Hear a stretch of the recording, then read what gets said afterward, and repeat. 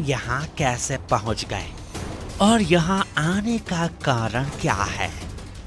मेरी आपसे कोई शत्रुता नहीं है नागराज। मुझे केवल वो दिव्य मणि चाहिए जो किसी असुर ने समुद्र से चुराया था।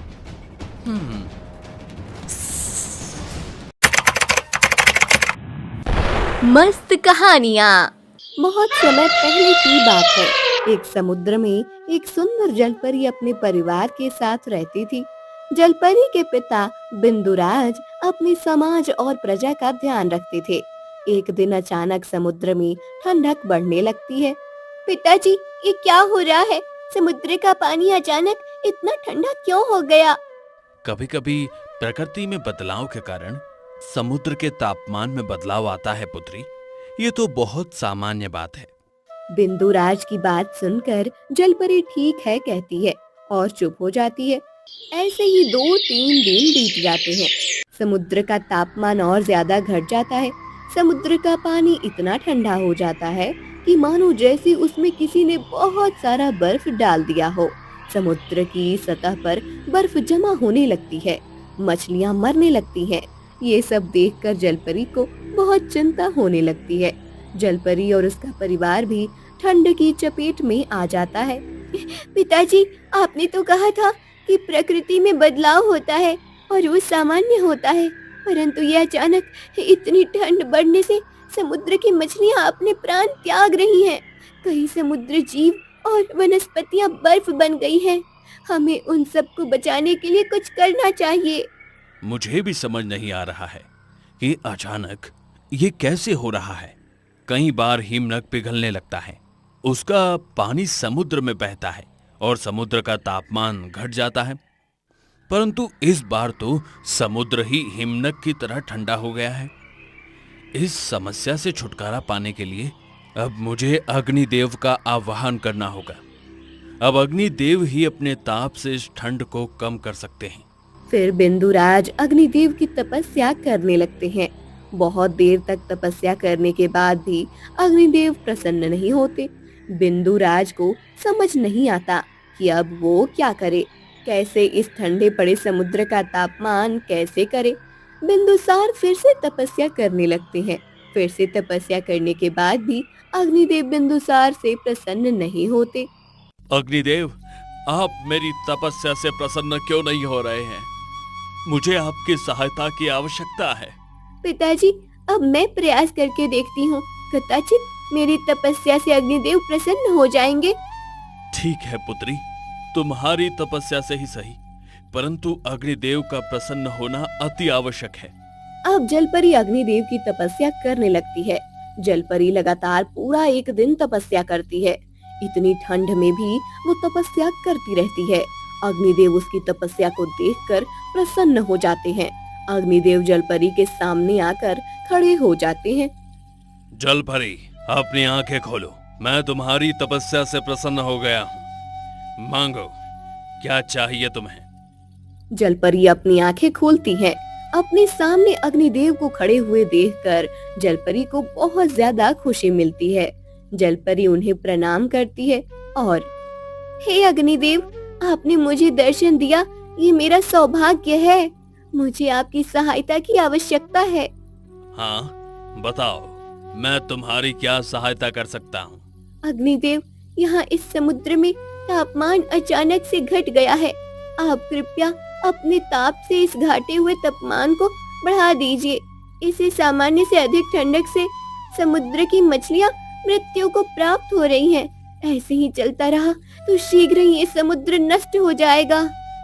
अवश्य जलपरी, तुमने मेरी जो तपस्या की है उसमें मैं अति प्रसन्न हुआ हूँ, और तुम्हारी इच्छा को पूरा करना ये मेरा कर्तव्य है। मैं अवश्य इस ठंडक से तुम्हारे परिवार और इस समुद्र को मुक्त कर दूंगा, परंतु इसके बदले में तुम्हें भी मुझे कुछ देना होगा। यदि तुम मुझे वो देने के लिए सज्ज हो तो मैं तुम्हारी विनती इसी क्षण पूर्ण कर सकता हूँ। मैं आपको क्या दे सकती हूँ अग्निदेव, परंतु मैं आपको वचन देती हूँ कि मेरे इस समुद्र और इसके जीवों के प्राणों के रक्षण के लिए मैं आपकी इच्छा अवश्य पूर्ण करूँगी। जलपरी का वचन सुनकर अग्निदेव अपना ताप बढ़ाते हैं और समुद्र का घटा हुआ तापमान बढ़ने लगता है।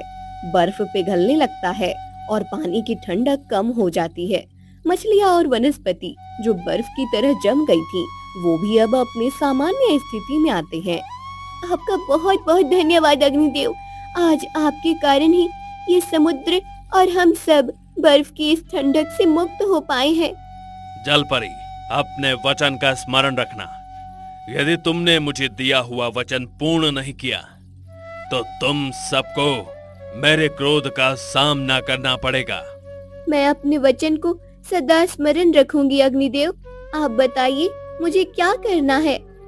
जलपरी, कई सदियों पहले मेरे ऊर्जा से एक सुंदर और चमचमाता एक मणि का निर्माण हुआ था। वो मणि प्राप्त करने का प्रयास कई दुष्ट कर रहे थे। उस मणि को प्राप्त करने के बाद मनुष्य, देव और दानव, असुर सभी इतने शक्तिशाली बन जाते कि उनका प्रतिकार कोई नहीं कर सकता था। उस मणि का कोई दुरुपयोग न करे, इसलिए समुद्र देव ने उस मणि को समुद्र के तल में कहीं छुपा दिया है। मुझे वो मणि पुनः वापस चाहिए। मैं उस मणि को अपने शरीर में विलीन करना चाहता हूं। तुम मुझे वो मणि दे दो। मुझे और कुछ नहीं चाहिए। ठीक है अग्निदेव, मेरे वचन के अनुसार मैं उस मणि को ढूंढने का पूर्ण प्रयास करूंगी। जलपरी की बात सुनकर अग्निदेव लुप्त हो जाते हैं।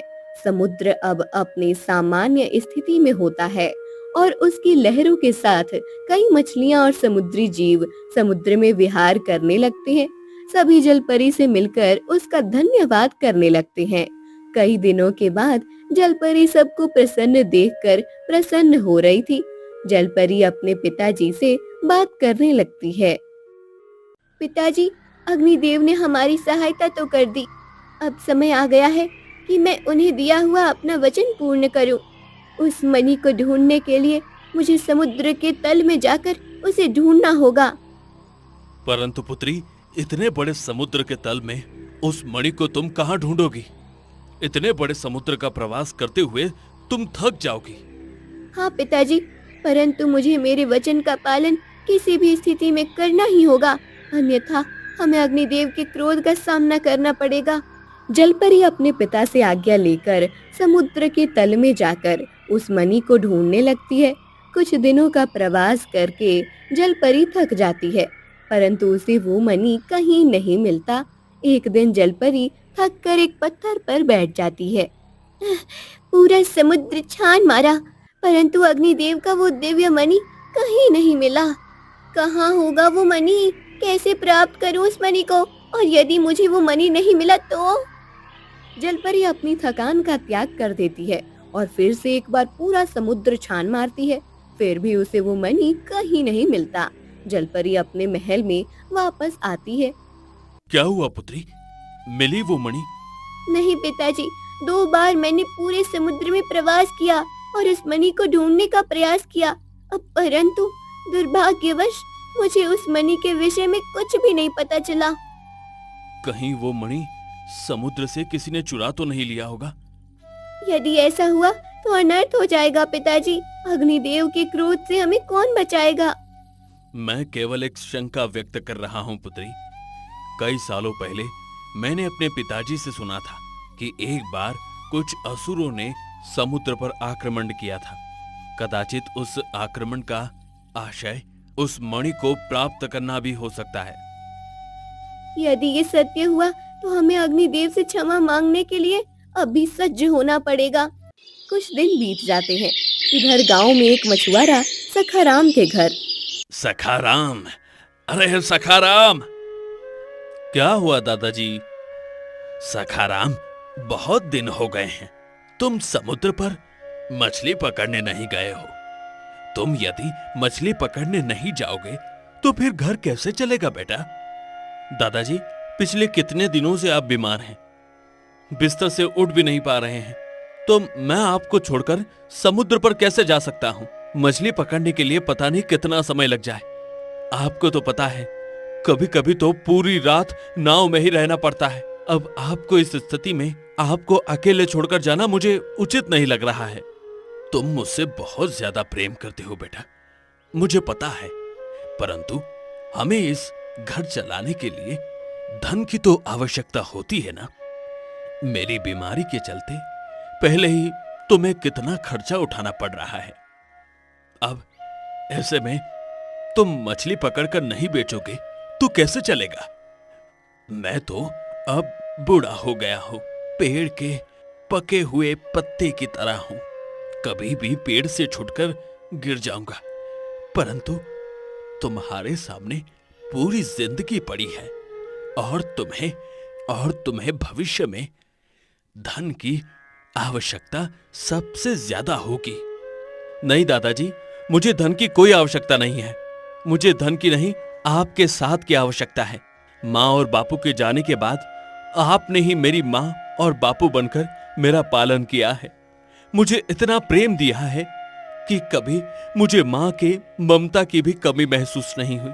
ऐसे में जब आपको मेरी आवश्यकता है तब मैं धन के पीछे भागूं, ये मुझे सही नहीं लगता। धन तो मैं बाद में भी कमा सकता हूं, परंतु इस समय आपकी सेवा करना मेरे लिए ज्यादा महत्व का है। तुम्हारी हर बात सही है बेटा, परंतु ये तो विचार करो कि यदि तुम रोज मेरी सेवा ही करते रहोगे तो जल्द ही घर में बचा हुआ सारा धन समाप्त हो जाएगा। उसके बाद तुम मेरा इलाज भी नहीं कर पाओगे। इसलिए मैं तुम्हें कह रहा हूं कि अब तुम समुद्र पर जाओ और मछली पकड़ो। यदि तुम्हारे स्थान पर किसी और मछुआरे ने मछली बेचना शुरू कर दिया तो फिर हमें बहुत ज्यादा समस्या का सामना करना पड़ेगा। ठीक है दादाजी, मैं कल अपने किसी मित्र को आपके पास बिठाकर समुद्र पर जाऊंगा। जब तक मैं वापस आऊंगा मेरा मित्र आपके साथ ही रहेगा। अगले दिन सखाराम समुद्र पर आता है।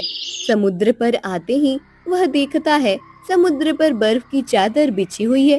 पूरे समुद्र के पानी को बर्फ बना हुआ देखकर सखाराम चिंता में पड़ जाता है। तभी बर्फ का टुकड़ा अचानक हिलने लगता है। सखाराम वो देखकर घबरा जाता है। वो बर्फ का टुकड़ा जोर जोर से हिलकर टूट जाता है और उसके अंदर से जलपरी बाहर आती है। जलपरी का शरीर ठंड के कारण हिल भी नहीं पा रहा होता है। उसका शरीर सफेद हो गया था। सखाराम उसे देखकर उसके पास जाता है। जलपरी जैसे तैसे सखाराम से बात करती है। मेरी सहायता करो मछुआरे। जलपरी, ये क्या? तुम्हारी ऐसी हालत और ये समुद्र बर्फ की तरह जम कैसे गया है? क्या है ये सब? ये सब अग्निदेव के कोप से हुआ है मछुआरे। मैं तुम्हें सब बताती हूँ, परंतु यदि तुम मेरी सहायता कर पाए तो ये समुद्र और समुद्र के सभी जीव अपने सामान्य रूप में आ जाएंगे। फिर जलपरी सखाराम को कुछ दिनों पहले घटित हुई घटना बता देती है। सखाराम को पता चलता है कि जलपरी का वचन अपूर्ण रहने के कारण से अग्निदेव ने समुद्र और अपनी ताप का प्रभाव कम किया था और समुद्र फिर से जम गया था। तुम चिंता मत करो जलपरी, मैं अवश्य तुम्हारी सहायता करूंगा। समुद्र जीव और हम मछुआरों के समाज के हित के लिए अग्निदेव की इच्छा पूर्ण करना अनिवार्य है। वो मणि समुद्र में कहीं नहीं है। इसका अर्थ है कि वो कहीं और है। तुम्हें उसका पता लगाना है। मैं जानती हूँ कि ये कार्य सरल नहीं है, परंतु वो मणि प्राप्त करना अति आवश्यक है। मैं पूर्ण प्रयत्न करूंगा जलपरी। जलपरी को तसल्ली देकर सखाराम घर आता है। घर आकर वो अपने दादाजी को ये पूरी बात बताता है। कदाचित मुझे जो लग रहा है ये वही स्थान है। कौन सा स्थान दादाजी? मैंने मेरे बचपन में सुना है वन में एक अंधेरी गुफा है और गुफा बड़े बड़े पत्थरों से बनी हुई है। कई साल पहले एक असुर ने वो गुफा अपने रक्षण के लिए बनाई थी। उस गुफा में एक छोटे से पंछी जाने की भी जगह नहीं है। फिर भी उस अंधेरी गुफा के अंदर से तेज रोशनी बाहर आती है। एक बार उस समय के महाराज ने उस रोशनी के बारे में पता लगाने के लिए सैन्य भेजा था, परंतु वो सैन्य वापस नहीं आया। कोई कहता है वो सैन्य उस गुफा में जा ही नहीं पाया, और कोई कहता है वो उस गुफा के अंदर जाकर जल गया। क्या अब भी वो असुर उस गुफा में है? नहीं, वो असुर अब वहां नहीं है। उस गुफा में ही उसकी मृत्यु हुई थी, परंतु उसने उस गुफा के रक्षण के लिए वहां कुछ प्राणी रखे हैं जो उस गुफा में किसी को प्रवेश नहीं करने देते, और यदि कोई इस गुफा में चला गया तो उसे वही मार डालते हैं। दादाजी, इसका अर्थ है कि उस गुफा में ही वो दिव्य मणि हो सकता है। मुझे उस गुफा में जाना होगा। समुद्र और समुद्र जीवों को अपने सामान्य रूप में लाने के लिए उस मणि को प्राप्त करना ही होगा। तुम वहां जाओगे और तुम्हें कुछ हो गया तो मैं क्या करूंगा बेटा? मुझे कुछ नहीं होगा दादाजी। सखाराम वन में आता है। वो वन में उस गुफा को ढूंढने लगता है। कुछ दूर चलने के बाद घने झाड़ियों के बीच उसे वो गुफा दिखाई देती है। उस गुफा से रोशनी आ रही थी। सखाराम उस रोशनी का पीछा करते हुए उस गुफा तक पहुंच जाता है। गुफा के द्वार पर कई पेड़ों की टहनियां और बेलें ऐसी लड़ी हुई थी कि अंदर जाना भी मुश्किल हो रहा था। सखाराम जैसे तैसे उन टहनियों और बेलों को तोड़कर गुफा के अंदर जाने लगता है। गुफा के अंदर जाते ही वह देखता है उस अंधेरी गुफा में एक कोने से वो रोशनी आ रही थी। सखाराम आगे बढ़ने लगता है। तभी एक उल्लू जोर से उड़ते हुए आता है और सखाराम पर हमला कर देता है। सखाराम उसे लकड़ी से मारता है और आगे आता है। आगे जाकर उसे एक बहुत बड़ा नाग दिखाई देता है। सखाराम को देखकर नाग फुस-फुस करके आगे आता है और तुम यहाँ कैसे पहुंच गए और यहाँ आने का कारण क्या है? मेरी आपसे कोई शत्रुता नहीं है नागराज। मुझे केवल वो दिव्य मणि चाहिए जो किसी असुर ने समुद्र से चुराया था। तुम सही स्थान पर आए हो। वो मणि यही है। मेरे स्वामी ने मुझे उस मणि का रक्षण करने के लिए ही यहाँ। तुम यहाँ कैसे पहुंच गए और यहाँ आने का कारण क्या है? मेरी आपसे कोई शत्रुता नहीं है नागराज। मुझे केवल वो दिव्य मणि चाहिए जो किसी असुर ने समुद्र से चुराया था। तुम सही स्थान पर आए हो। वो मणि यही है। मेरे स्वामी ने मुझे उस मणि का रक्षण करने के लिए ही यहाँ रखा है। मैं तुमसे विनती करता हूं, मुझे वो मणि दे दो। नहीं, वो मणि मैं तुम्हें नहीं दे सकता हूं। यदि वो मणि अग्निदेव को पुनः प्राप्त नहीं हुआ तो समुद्र सदा के लिए बर्फ बन जाएगा और ये प्रकृति के नियमों के विरुद्ध होगा।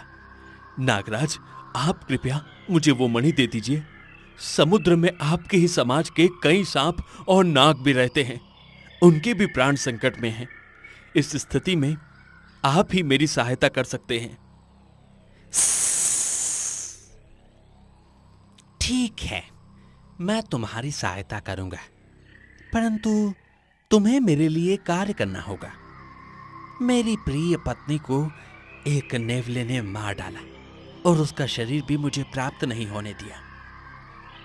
तुम मुझे मेरी पत्नी का मरा हुआ शरीर उस नेवले से लाकर दे सकते हो तो मैं तुम्हें वो मणि देने के लिए सज्ज हूं। वैसे भी मुझे उस मणि से कोई उपयोग नहीं है। जिस असुर ने उस मणि को चुराया था वो भी मृत्यु को प्राप्त हो गया है। अब उस मणि का अपने मूल स्थान पर होना ही उचित होगा। जाओ और मेरी इच्छा पूर्ण करो। नाग की बात सुनकर वो गुफा में उस नेवले को ढूंढने लगता है। गुफा से विरुद्ध दिशा में सखाराम को वो नेवला दिखाई देता है। उस नेवले के पास एक मरी हुई नागिन का शरीर पड़ा हुआ था। सखाराम समझ जाता है कि ये वही नागिन है। सखाराम विचार करने लगता है कि अब उस नेवले से उस नागिन के शरीर को कैसे प्राप्त करूं, तभी उसे एक बिल से नेवले का एक बच्चा बाहर आता दिखाई देता है। सखाराम झट से जाकर उस बच्चे को उठा लेता है और हे मायावी नेवले, यदि अपने बच्चे की सुरक्षा चाहते हो तो वो नागिन का शरीर मुझे दे दो, अन्यथा अपनी आंखों के सामने अपने बच्चे की मृत्यु देखने के लिए सज्जा हो जाओ। नहीं, मेरे बच्चे को छोड़ दो, नहीं तो मैं तुम्हें जीवित नहीं छोड़ूंगा। देखो नेवले, मुझे तुमसे और तुम्हारे बच्चे से कोई समस्या नहीं है। मैं इसकी हत्या करना नहीं चाहता, परंतु मुझे किसी कारणवश नागिन का शरीर चाहिए। यदि तुम मेरी विनती सुनकर मुझे वो दे देते हो तो मैं तुम्हारे बच्चे को छोड़ दूंगा। नेवला अपने बच्चे की सुरक्षा के लिए उस मरे हुए नागिन सखाराम को दे देता है। सखाराम भी नेवले के बच्चे को छोड़ देता है और नागराज के पास आता है। नागराज, ये लीजिए आपकी पत्नी का मृत शरीर। अब आप मुझे वो दिव्य मणि दे दीजिए, मेरे पास समय बहुत कम है। नाग उस मणि को सखाराम को दे देता है। उस मणि की वो रोशनी देखकर सखाराम की आंखें चमकने लगती हैं। वो उस मणि को हाथ में पकड़कर समुद्र पर आता है। समुद्र पर जलपरी सखाराम की प्रतीक्षा कर रही थी। सखाराम के हाथों में वो मणि देखकर जलपरी को प्रसन्नता होती है। तुमने आखिरकार उस मणि को प्राप्त कर ही लिया। अब मैं इस मणि को अग्निदेव को दे देती हूँ। तुम्हारा बहुत बहुत धन्यवाद। मेरा तुम्हें ये आशीर्वाद है कि तुम्हारे कारण ये समुद्र अब इस ठंड और बर्फ से बच जाएगा। इसलिए तुम जब भी समुद्र में अपना जाल फेंकोगे तो तुम्हारा जाल सदा मछलियों से भरा होगा। तुम्हें इतनी मछलियाँ प्राप्त होंगी कि उन्हें बेचकर तुम धनवान बन जाओगे। जलपरी सखाराम को आशीर्वाद देकर समुद्र के तल में चली जाती है। वहाँ वो अग्निदेव को बुलाकर उन्हें वो मणि दे देती है। अग्निदेव उस मणि को अपने शरीर में विलीन कर देते हैं और लुप्त हो जाते हैं। अग्निदेव लुप्त होते ही समुद्र का तापमान बढ़ने लगता है और समुद्र अपनी सामान्य स्थिति में आता है। अगले दिन से जब सखाराम मछलियाँ पकड़ने जाता है तब जलपरी के वरदान से उसका जाल मछलियों से भर जाता है। थोड़े ही समय में सखाराम धनवान बन जाता है और अपने दादाजी के साथ सुखपूर्वक रहने लगता है।